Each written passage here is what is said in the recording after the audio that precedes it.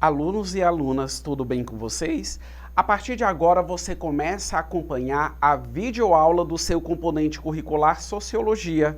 A videoaula ela está dedicada principalmente àqueles alunos e alunas que estão devidamente matriculados na segunda série do ensino médio.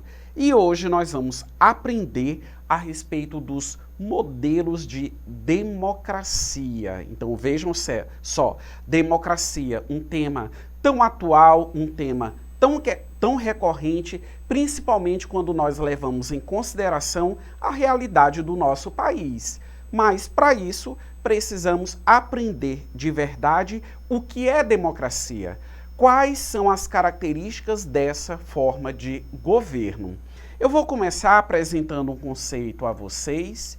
Visualizem em tela.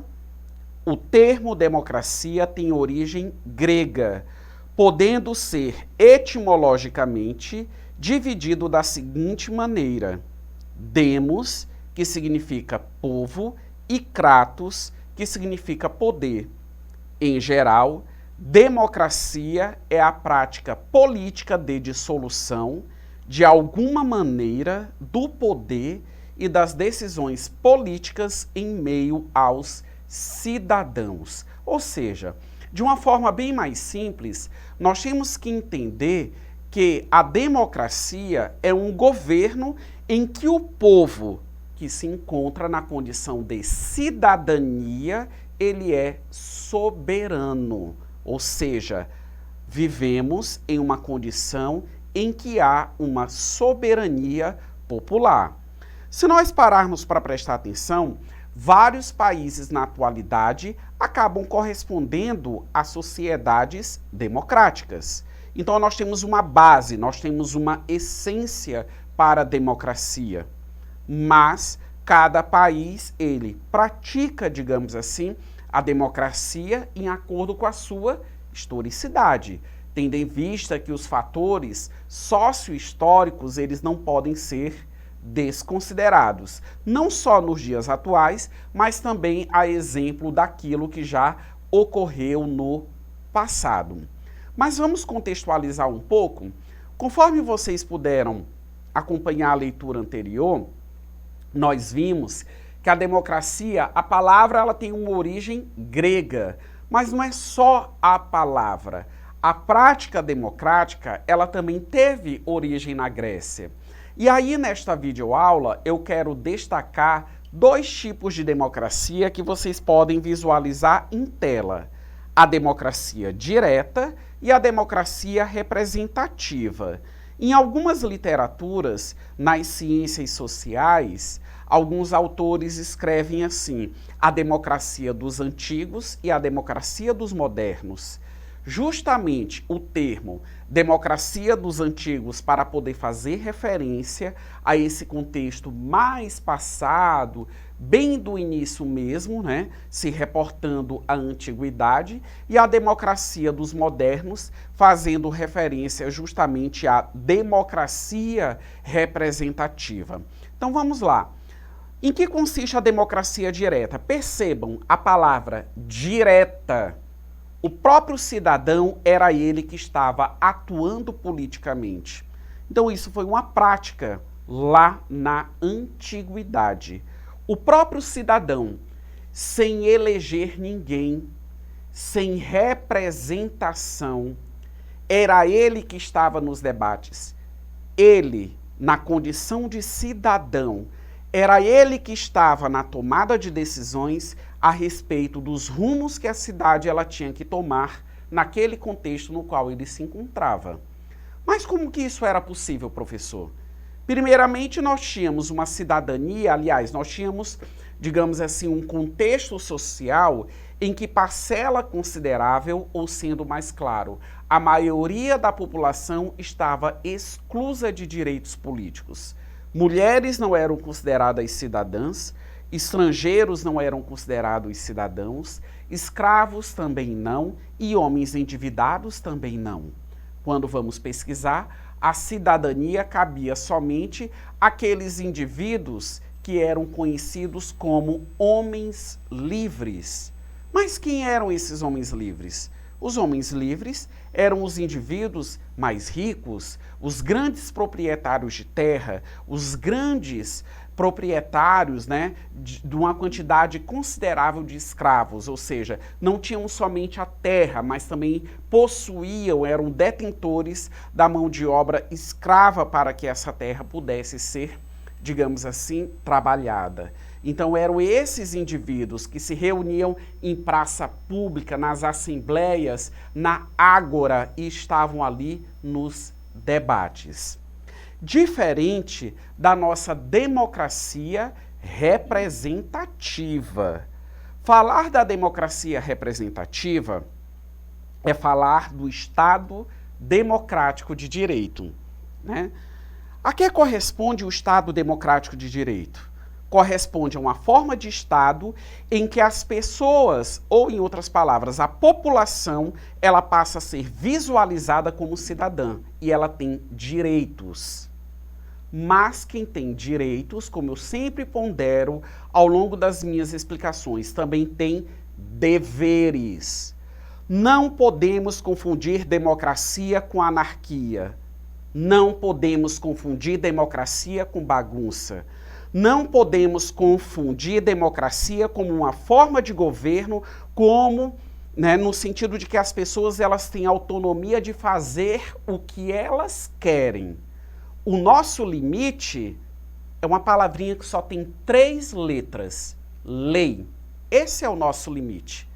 Se eu tenho direito a alguma coisa, é porque existe uma legislação positivada, escrita, codificada, que atribui direitos à minha pessoa, enquanto cidadão. Mas se eu tenho deveres, obrigações, que acaba sendo o elemento limitador do meu comportamento, porque também está escrito na lei, positivada.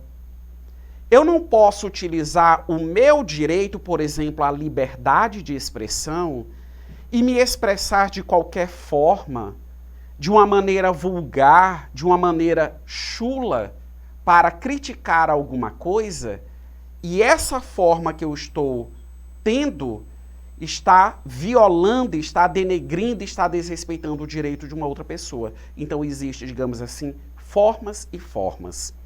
A democracia representativa, ela se tornou necessária justamente porque, com o passar do tempo, foi sendo ampliado o reconhecimento da cidadania. Então, por exemplo, nós somos milhões de brasileiros. Metodologicamente falando, é inviável nós reunirmos todos os cidadãos para discutirmos as demandas no nosso município, no nosso estado e na totalidade do nosso país. Quando chegaríamos a um denominador comum? Simplesmente não chegaríamos. Por isso que, com o passar do tempo, surgiu essa ideia da representação, em que nós votamos em pessoas que se candidatam para cargos eletivos.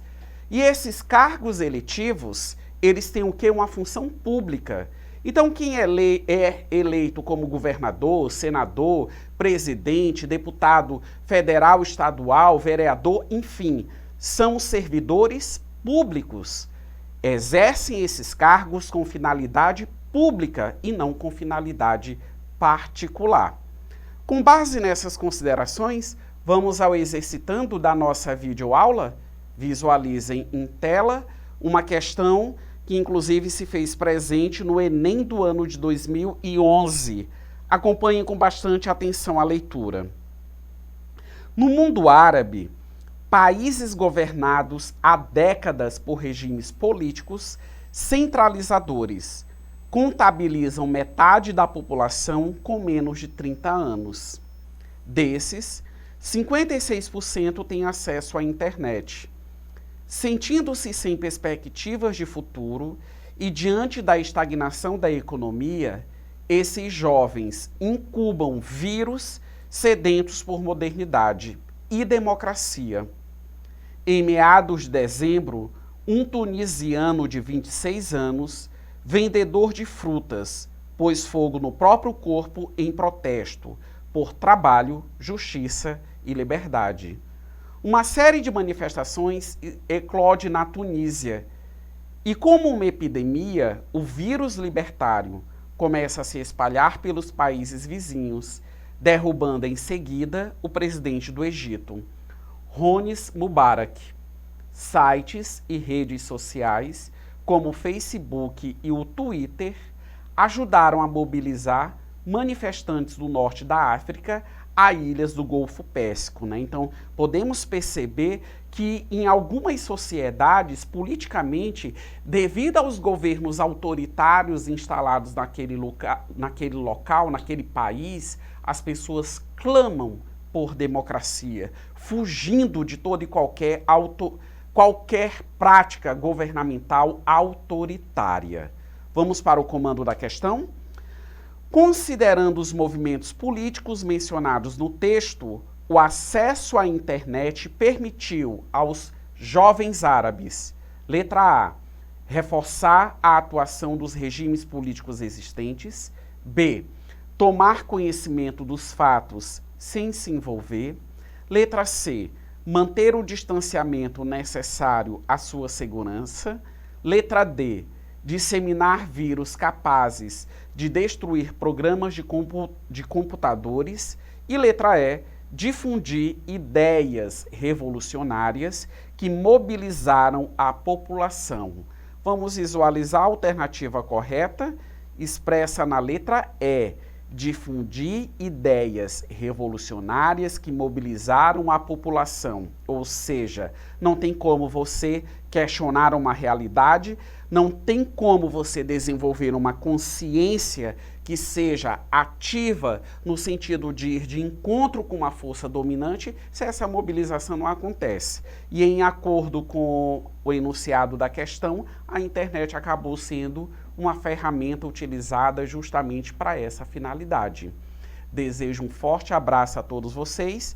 Não deixe de acessar a plataforma eduque.ac e até a próxima videoaula de Sociologia.